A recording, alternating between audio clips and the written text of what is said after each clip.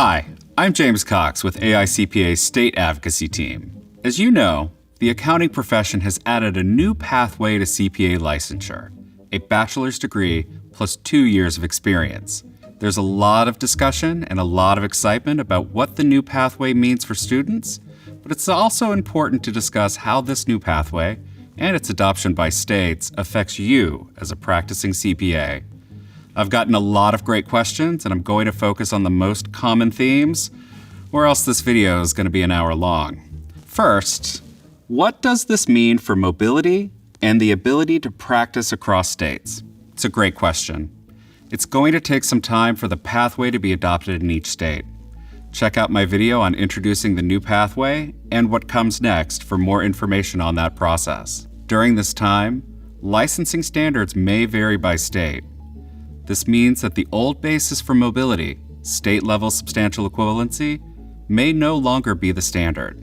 As such, it's important to change the way we as a profession think about mobility to practice across state lines. Practice mobility will be based on your individual qualifications rather than on your home state's licensing standards. CPAs and firms will need to be aware of their individual credentials prior to assessing practice mobility. This is a really important topic, and our Understanding Changes to Mobility video goes deeper into mobility and steps that are being taken to minimize disruption. Second question, if I'm licensed under one of the two 150-hour pathways, will I be able to continue practicing across state lines with just one license? So the short answer is yes. Any CPA who currently practices outside of their state of licensure will be able to continue to do so. The 150-hour pathway is still recognized across all states. You might need to take additional steps if your home state has adopted the Bachelor's Plus 2 pathway and the host state has not. Third question. My firm works across states that are in different stages of adopting the new pathway. What do I need to do?